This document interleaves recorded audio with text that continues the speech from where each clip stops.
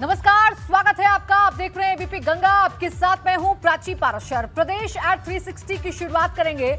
UP सरकार पर OP Rajbhar ने निशाना साधा। लाउडस्पीकर विवाद को लेकर भाजपा पर हमलावर हो गए। महंगाई बेरोजगारी के मुद्दे से ध्यान भटकाने के लिए ये ड्रामा है, ये ओम प्रकाश राजभर ने कहा है। सड़क पर नमाज नहीं होने देने पर बोले ओपी राजभर। जुलाई के बाद सावन में कांवड़ यात्रा कहां होगी, राजभर ने ये कहा है। कांवड़ यात्रा भी धर्म का काम कहां कराएंगे, ये सवाल पूछा है ओम प्रकाश राजभर ने। तो आपको बता दें कि सड़क पर नमाज नहीं होने देने पर भी निशाना साधा है ओम प्रकाश राजभर ने यूपी सरकार पर, और सीधे तौर पर ये सवाल पूछे हैं कि सावन के महीने में जब कांवड़ यात्रा होगी तो आखिर उसे कहां पर कराएंगे। वो भी तो धर्म से जुड़ा हुआ काम है, धर्म से जुड़ी हुई यात्रा है, आखिर उसे कहां पर कराएंगे। जो परिसर के बाहर चाहे धार्मिक आयोजनों पर रोक लगी, उसे आप कैसे देखते हैं? ये सभी धर्मों पर रोक होनी चाहिए ना, कि एक धर्म पर।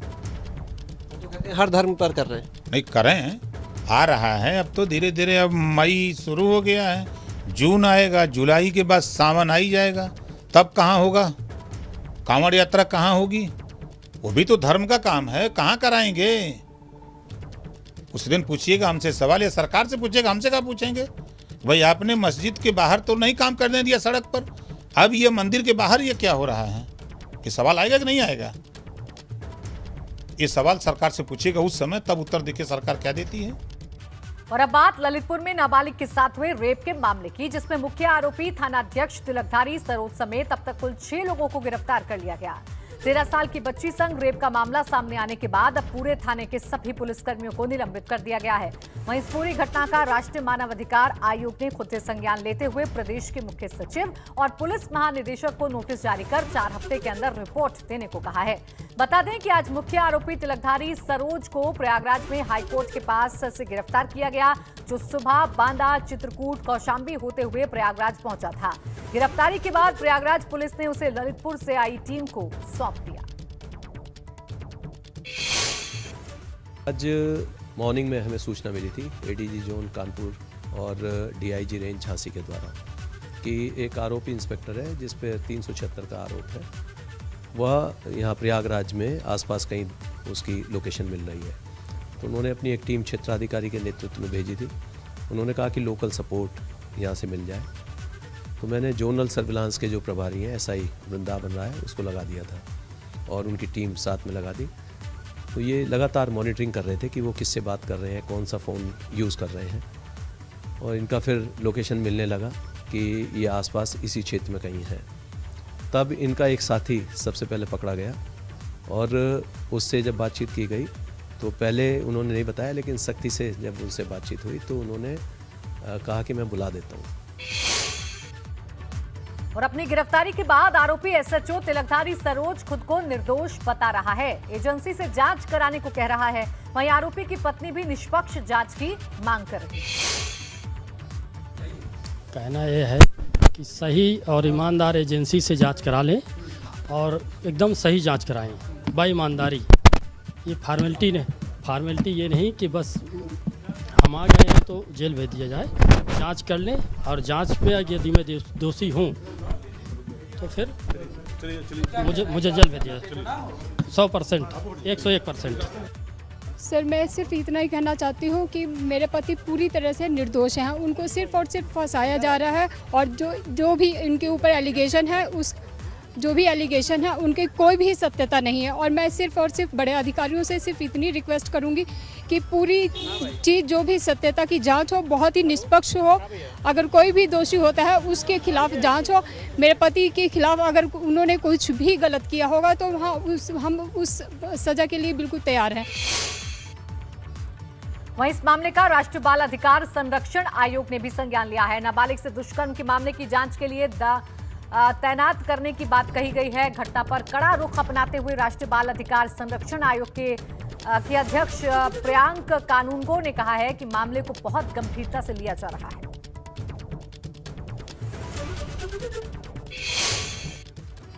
वहीं इस मामले में जमकर सियासत भी हो रही है। सपा अध्यक्ष अखिलेश यादव ने ललितपुर जाकर पीड़ित परिवार से मुलाकात की। एबीपी गंगा से एक्सक्लूसिव बातचीत में अखिलेश ने सरकार पर चुन चुनकर प्रहार किया। अखिलेश जी हमारे साथ हैं। सर, किस तरह से देखते हैं आप ललितपुर आए हैं और जो खाकी शर्मसार किया? भारतीय जनता पार्टी की सरकार में थाने अराजकता के केंद्र बन गए हैं और एक घटना नहीं, कई घटनाएं ऐसी हुई हैं। चंदौली की हाल ही में घटना है जहां पर पुलिस घुस गई घर में, मारपीट की, एक बहन की जान चली गई। उसको स्टोरी दूसरी बनाना चाहते थे कि वो फांसी पे खुद लटक गई, लेकिन बाद में जब सब लोग वहां शामिल हो गए और जब मांग की तो सच्चाई सामने आने लगी।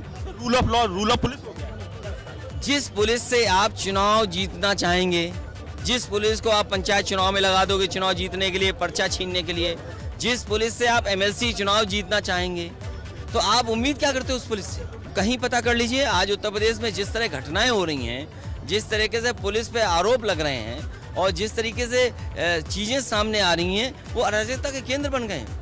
सर, आपका क्या कदम रहेगा? मुख्य विपक्षी दल लगातार इन घटनाओं को सदन में उठाएंगे और इस परिवार की, पीड़ित परिवार की मदद करेंगे, कानूनी मदद भी करेंगे और अगर अलग से भी हमें मदद करनी पड़ेगी, हम सरकार का इंतजार कर रहे हैं कि सरकार क्या मदद करेगी। घटना पर आप पहुँच, हमारी पार्टी के लोग और उस समाज के लोग, जिस समाज के लोगों के साथ घटना होती है, उस समाज के हमारे सभी नेता लगातार उन घटनाओं में पहुंचते हैं।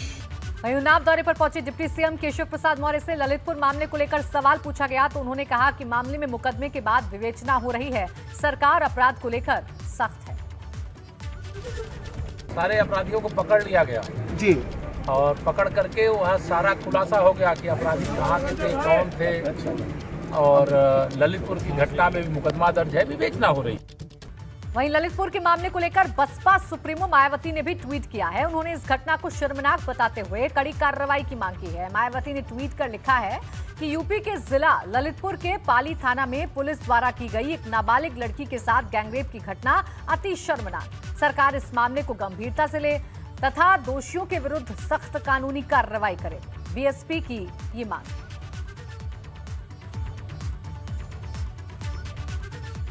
अपराध के खिलाफ पूरे प्रदेश में चल रहे यूपी पुलिस के अभियान और बुलडोजर की कार्रवाई का असर अपराधियों पर देखने को मिल रहा है। आज मुजफ्फरनगर में शाहपुर थाना क्षेत्र के 2 टॉप 10 अपराधी नईम और नसीम गले में तख्ती डालकर आत्मसमर्पण करने थाने पहुंच गए।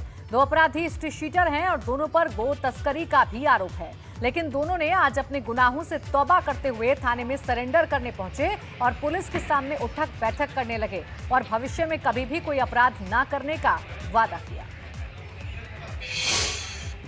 थाना शाहपुर पर 2 हिस्ट्री शीटर, जिसमें से एक थाने का टॉप 10 का अपराधी है। ये दोनों गोकश हैं। थाने पर उपस्थित होकर के इन्होंने थानाध्यक्ष से प्रॉमिस किया कि आगे से वो किसी तरह का अपराध नहीं करेंगे, थाने पर नियमित अपनी हाजिरी देंगे और किसी भी तरह के अपराध और अपराधियों से दूर रहेंगे। वहीं सपा प्रमुख अखिलेश यादव और प्रगतिशील समाजवादी पार्टी के मुखिया शिवपाल यादव के बीच तनाव लगातार बढ़ता जा रहा है। अब चाचा भतीजे की लड़ाई पर शिवपाल खुलकर बोलने की तैयारी में हैं। भतीजे अखिलेश यादव के खिलाफ बगावत का झंडा लिए घूम रहे प्रगतिशील समाजवादी पार्टी के प्रमुख शिवपाल यादव ने शुक्रवार यानी 6 मई को लखनऊ में प्रेस कॉन्फ्रेंस बुलाई है, जिसमें शिवपाल यादव मीडिया के सामने अपनी बात रखेंगे और दोनों के बीच चल रहे तनाव से जुड़े सभी सवालों का जवाब देंगे। बताया जा रहा है कि प्रसपा प्रमुख इस दौरान भतीजे अखिलेश के खिलाफ नई जंग का ऐलान करने वाले हैं, जिन पर वो अपमानित करने का आरोप लगा रहे हैं।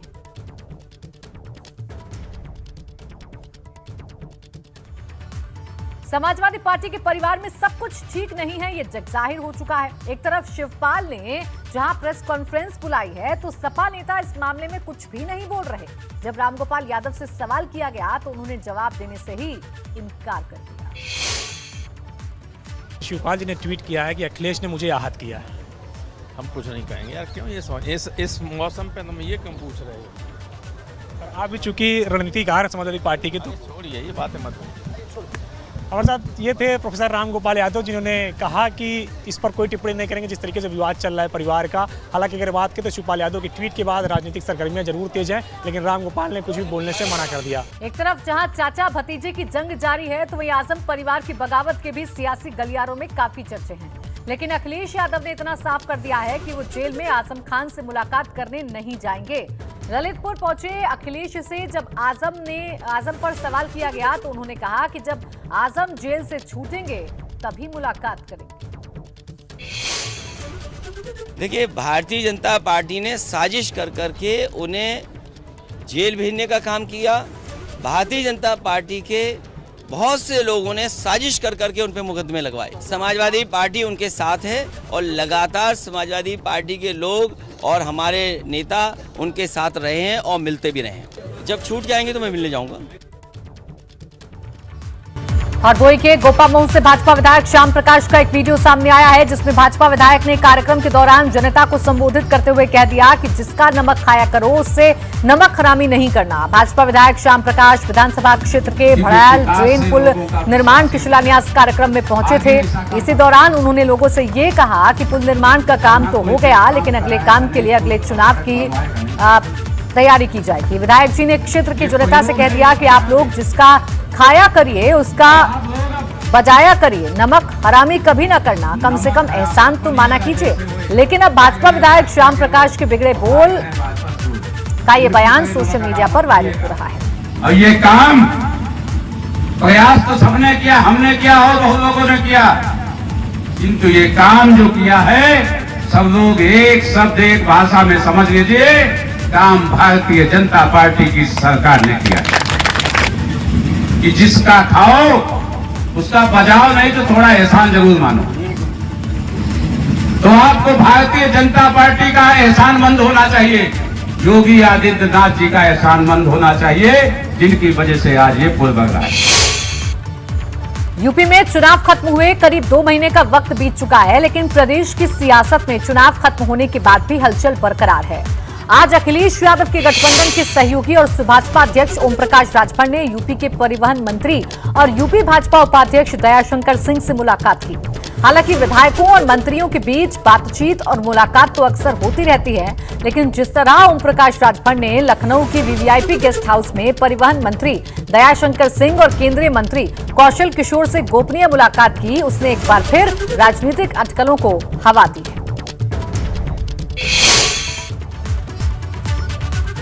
पुलिस रिकॉर्ड में वांटेड पूर्व मंत्री हाजी याकूब कुरैशी के घर पर कुर्की वारंट चस्पा कर दिए गए हैं। ये कार्रवाई आज शाम को की गई है। याकूब कुरैशी, उनकी पत्नी और दोनों बेटों के खिलाफ पुलिस ने पूर्व में गिरफ्तारी वारंट लिए थे, लेकिन अभी तक गिरफ्तारी नहीं हो सकी है। आरोपियों को अभी तक कोर्ट में भी राहत नहीं मिली है। ऐसे में पुलिस शाम को आरोपी के घर पर ढोल नगाड़े बजाकर पहुंची और नोटिस चस्पा किया। इस दौरान कई थानों की फोर्स साथ रही। बसपा नेता हाजी याकूब कुरैशी के बेटे इमरान की खरखौंदा अलीपुर स्थित मीट फैक्ट्री पर 31 मार्च को पुलिस ने दबिश दी थी।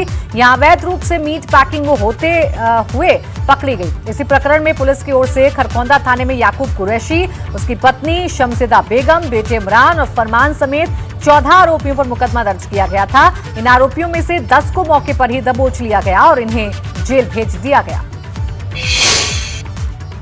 मंत्री याकूब कुरैशी के सराय बहली मकान पर आप देखिए कि जो पुलिस है वो यहाँ पर जो 82 की कार्रवाई है वो करने यहाँ पर पहुंची है। यहाँ पर जो बाकायदा है पुलिस ने नोटिस चस्पा कर दिया है और उसके बाद एक निर्धारित समय होता है करीब 1 महीने का, उसके बाद पुलिस यहाँ पर जो कुर्की की कार्रवाई है वो भी कर सकती है। चूंकि पूर्व मंत्री याकूब कुरैशी, उनकी पत्नी संजीदा बेगम, बेटे इमरान और बेटे फिरोज लंबे अरसे से फरार चल रहे हैं। पुलिस लगातार दबिश दे रही है, लेकिन बावजूद इसके अभी तक ना तो वो पुलिस के हत्थे चढ़े हैं और ना पुलिस उनको गिरफ्तार कर पाई है।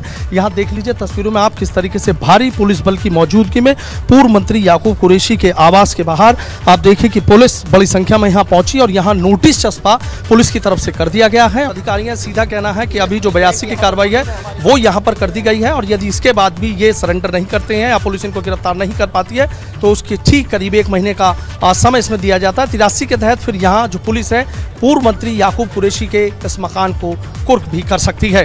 वीडियो जर्नलिस्ट सत्येंद्र सिंह के साथ सनुज शर्मा, एबीपी गंगा, मेरठ। करेंगे उत्तराखंड में योगी आदित्यनाथ के दौरे का दूसरा दिन था, जिसमें योगी लोगों को आरोग्य का मंत्र देते नजर आए। आज भी योगी आदित्यनाथ कई कार्यक्रमों में शामिल हुए।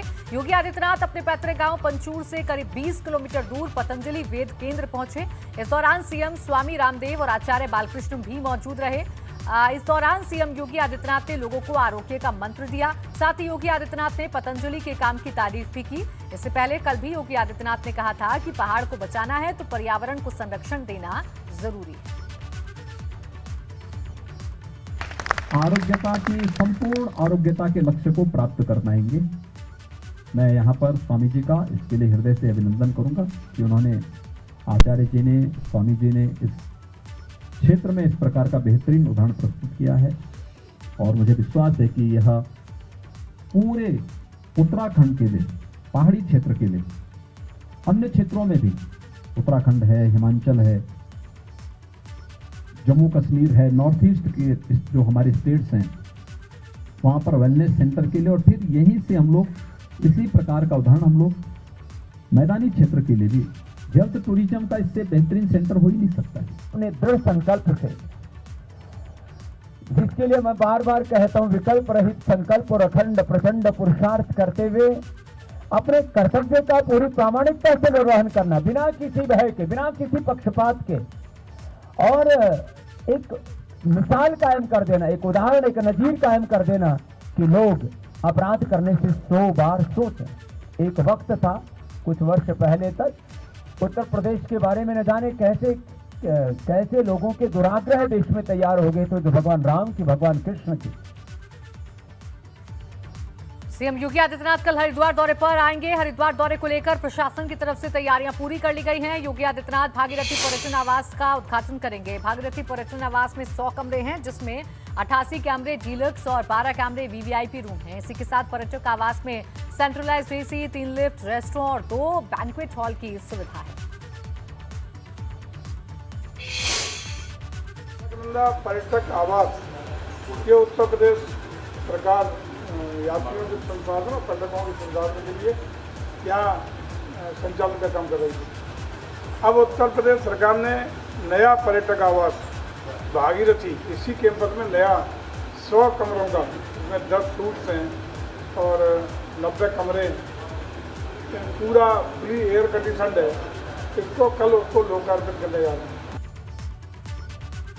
बाबा केदार की उत्सव डोली गौरीकुंड पहुंच गई है। गौरीकुंड में डोली का रात्रि प्रवास है। गौरी माई मंदिर में बाबा केदार की उत्सव डोली आखिरी प्रवास पर होती है, जिसके बाद बाबा केदार की डोली केदारनाथ धाम के लिए रवाना होती है। गौरीकुंड में रात्रि प्रवास के बाद बाबा की डोली कल सुबह केदारनाथ धाम के लिए रवाना होगी। 6 मई को सुबह 6:25 पर केदारनाथ धाम के कपाट तीर्थ यात्रियों के लिए खोल दिए जाएंगे।